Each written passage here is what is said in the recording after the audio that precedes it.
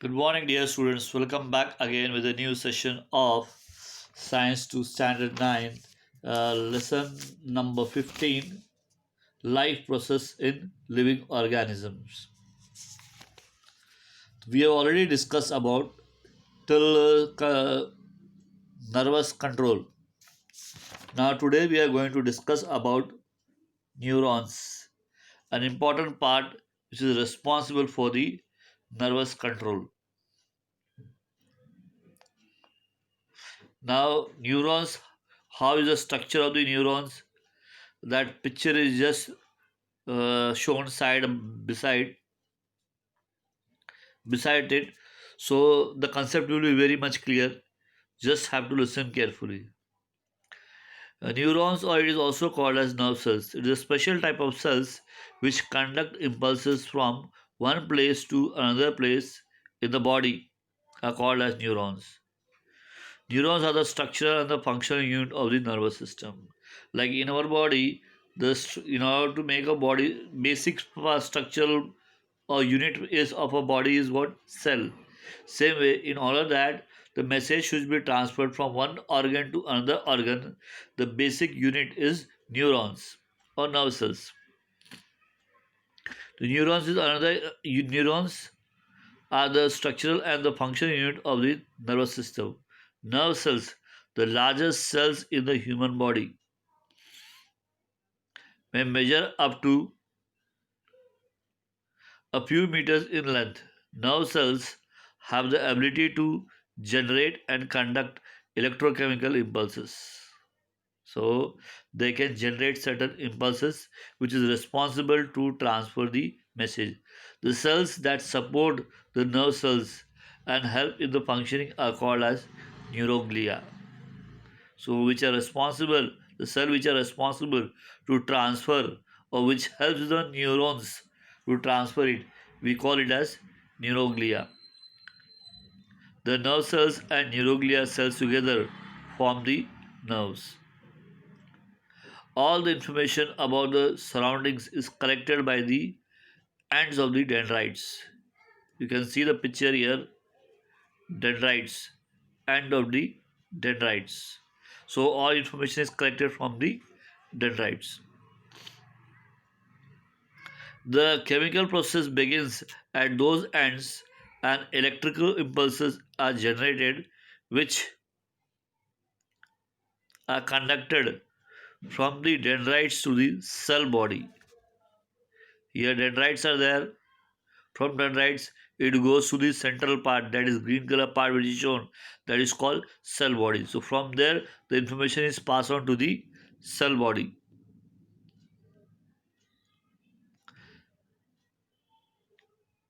The chemical process begins at those ends. The electrical impulses are generated which are connected from the dendrites to the cell body, from the cell body to the axon, and from the axon to its terminal.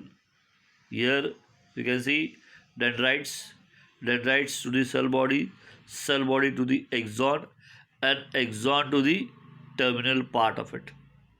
And that is how the message is being transferred from one part to another in the form of electrical impulses.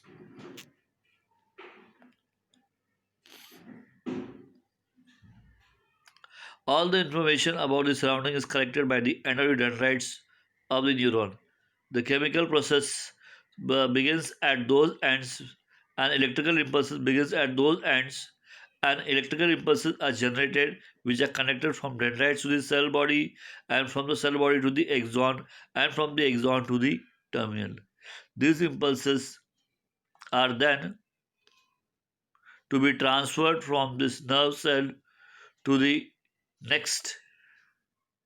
Now the impulse that reaches the terminal to an axon stimulates, or you can say gives energy to the nerve cell and secrete certain chemicals. Now what are those chemicals which are secreted? These chemicals pass through a minute space called as synapse. A gap is there between the neurons, and that gap is called as synapse. These chemicals pass through a minute space called a synapse between the two adjacent neurons and generate impulse in the dendrites to the of the next neurons. So here neurons are there. Likewise, many neurons are connected to from one end to the another end, and thus electrical impulses passes from one neurons to another neurons. These chemicals pass through a minute space called a synapse between the two adjacent neurons and generate the impulse in the dendrites of the next neuron. In this way, impulses are conducted in the body, and those impulses are finally covered by nerve cells to muscle cells or glands. You can see here how they are connected to the muscle cells or the to the glands.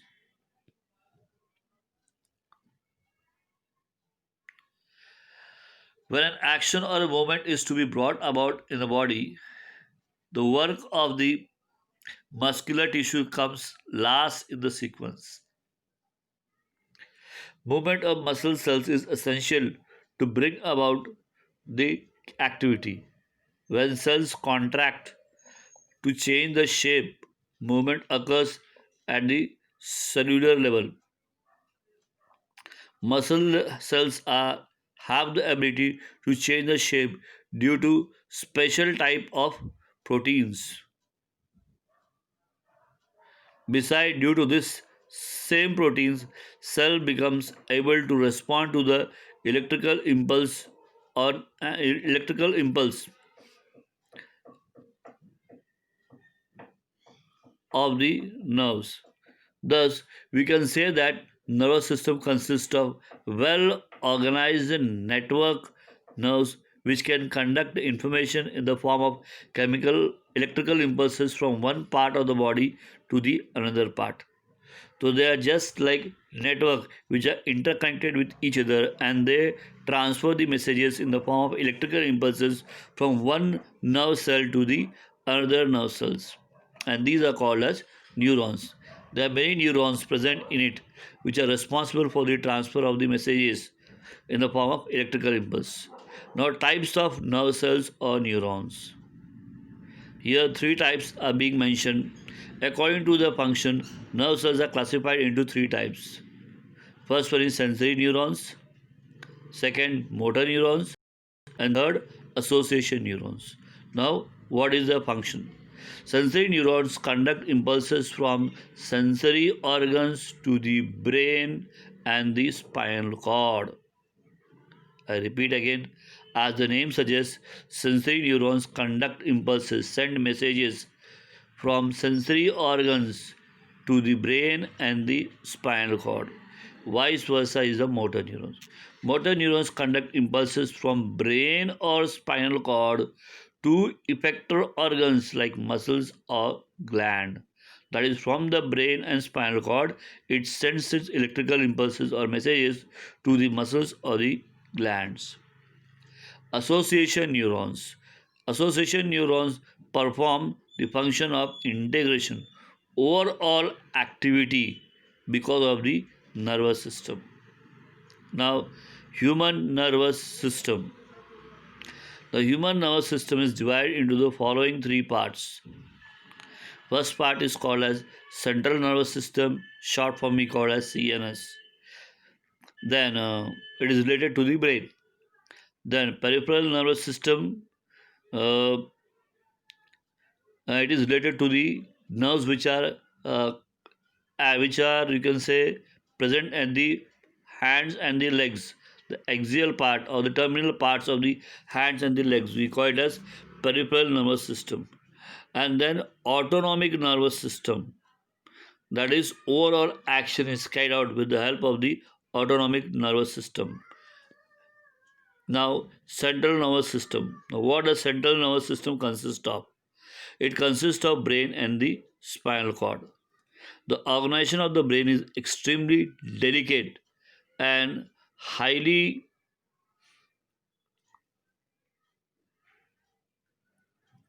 evolved. The brain is the main controlling part of the nervous system, and it is safely located in the cranial cavity. Cranial cavity, our skull is called as cranial cavity. The skull is strong. Skull protects the brain, the very delicate part of the body. So it is fully protected with the help of the cranial cavity, or you can say skull. The spinal cord is protected by vertebral column. Now, through the vertebral column, small canal is going on. Now, through this vertebral column, that small canal is there. Through the small canal, the spinal cord is passing through it, and hence the spinal cord is protected with the help of the vertebral column. In the space between the delicate central nervous system and its bony covering, the protective layer called the meninges. So between the brain and the skull, there is a protective layer. We call it as meninges.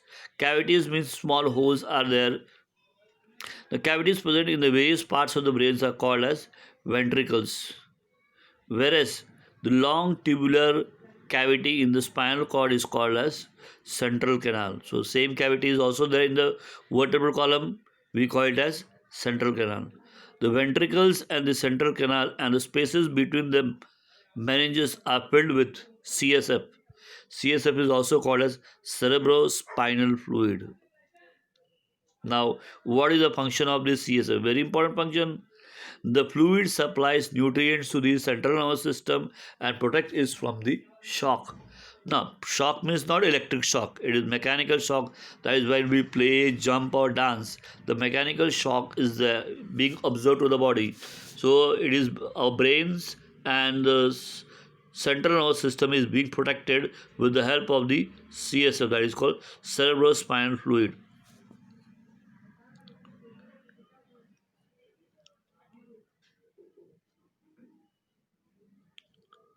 The brain of an adult weighs about 1300 to 1400 grams and consists of approximately 100 billion neurons.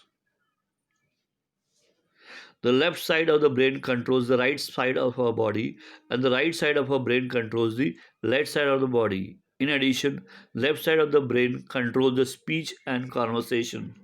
Speech means to talk, conversation, then writing and logical thinking, etc. I repeat again, in addition, the left side of the brain controls our speech and conversation, writing, logical thinking, etc., whereas the right side controls its artistic abilities, that is, activity based uh, movement of the bodies or activity based.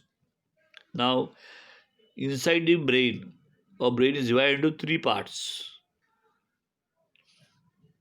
Consists of three parts. Now, one among the main part of the brain we call it as cerebrum. The largest part of the brain consists of two cerebral hemispheres and are joined with each other with the help of the tough fibers called as nerve tracts. Cerebrum occupies the two-thirds of the brain, near about 67% of it, and hence it is also called as large brain. Its surface has deep, irregular ridges and grooves which are called as convolutions.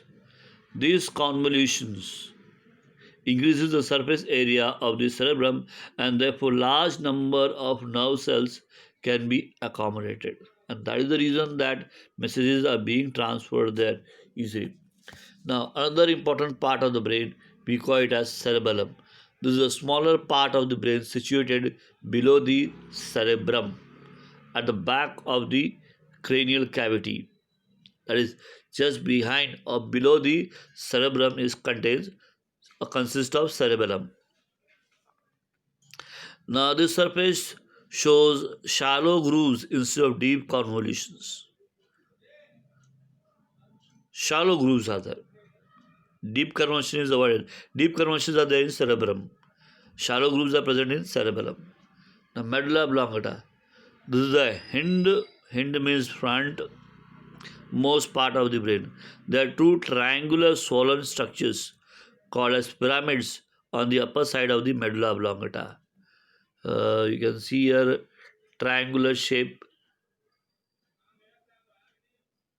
It is marked in red, yellowish color. Red color arrow is there. The triangular shape is the medulla oblongata. Its function is also very important. This is the hindmost part of the brain. There are two triangular swollen structures called as pyramids on the upper side of the medulla oblongata. Medulla oblongata continues downwards as the spinal cord. So from the medulla oblongata is continued to the spinal cord. Now, just below the medulla oblongata, spinal cord is passing through the vertebral column. Vertebral column Hindi में क्या बोलते हो? रीढ़ की हड्डी पीछे वाली, through which that one bone above the other bone, and between the canal is there. Through that canal,